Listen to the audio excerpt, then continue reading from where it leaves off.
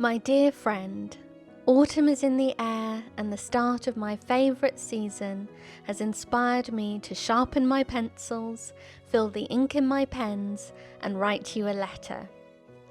Don't you think September mornings hold a particular kind of magic? They bring back the smell of pristine notebooks and packed lunchboxes, as well as the gut-churning excitement of new possibilities.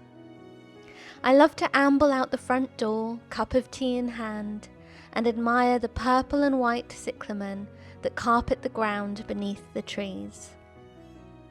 September's air is as crisp and clear as the first bite of an apple, and charged with anticipation. As I wander through the gardens, I think about the year ahead. I'm glad I no longer have to worry about navigating new timetables, classrooms and teachers, but I still can't resist the challenge September poses. What will I learn this year? How will I grow? Whatever the months ahead hold, I hope I'll be up to the challenge. This is my second autumn living in the countryside, and I've noticed how much more attuned I am to each subtle shift in the seasons than I was in London. For as long as I can remember, September has meant fresh stationery and apple pie, but now in Yorkshire I'm discovering more of its delights. The cyclamen are the first harbinger, followed closely by the rosy flush of ripe apples. One of the gardeners complains that the apples are a peril of the job. They fall as hard and swift as Newton's apple, but without the resulting world-changing revelation, just a bump on the head. I so enjoyed my first apple picking of the season.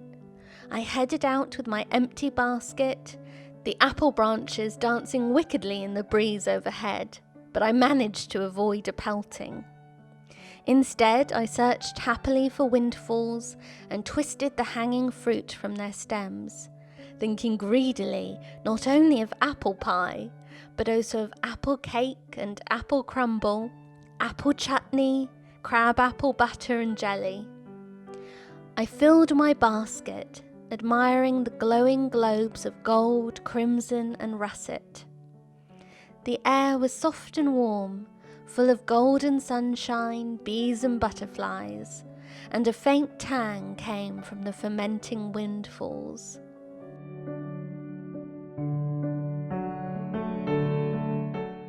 I have drawn a sketch of a comma butterfly I spotted for you. I wish I could get the fiery orange of its wings just right.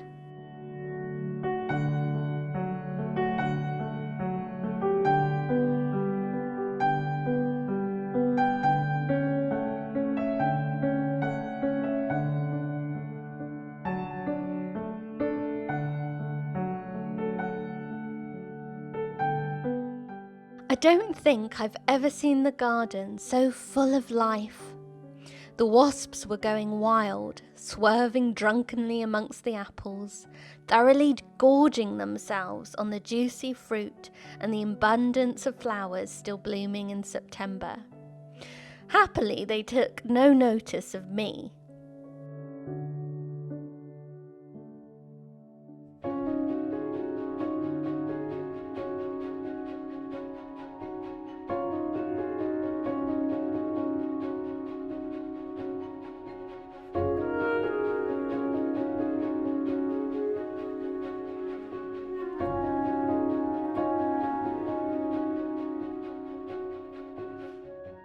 I generally find gardens rather dusty and dull in August, but in September the dahlias and chrysanthemums come into their own, and the flower borders burst with colour again.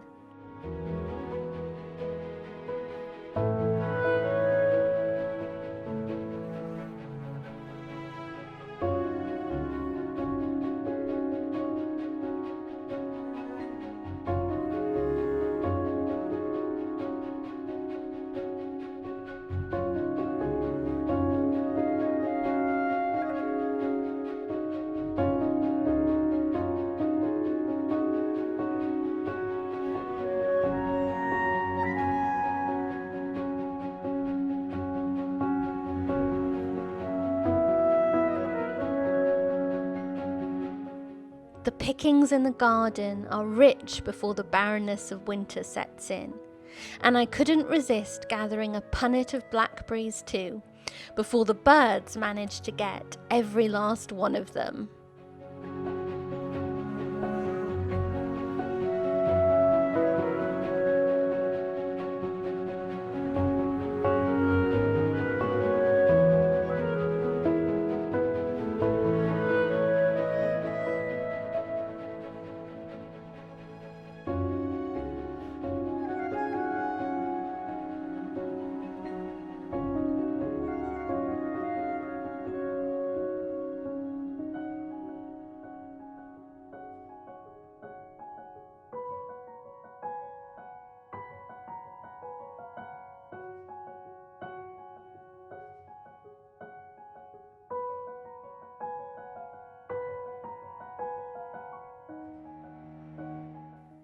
Of course, knowing me, you won't be surprised that I had a book in my basket. An old favourite this time, Cider with Rosie. Do you know the poem by June Creben with the brilliant title, Warning to a person sitting under an apple tree in an autumn garden on a sunny afternoon with their nose stuck in a good book? It's only 2 lines long and goes, directly up above you, hanging by a thread, an apple's getting ready to thump you on the head.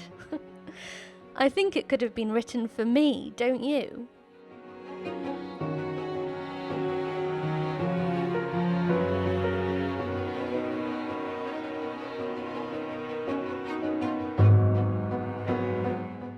I hauled my heavy basket of loot home, feeling sorry for the sheep in the fields, who obviously feel it should be much colder than it is already.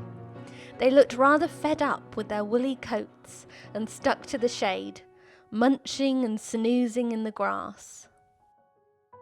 When I got home, I piled apples in bowls all around the kitchen and felt like a queen admiring her jewels. What do you think I should make first?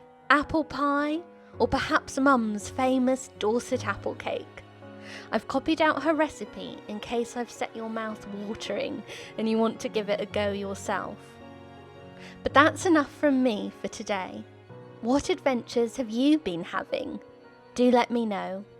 Much love as always, Miranda.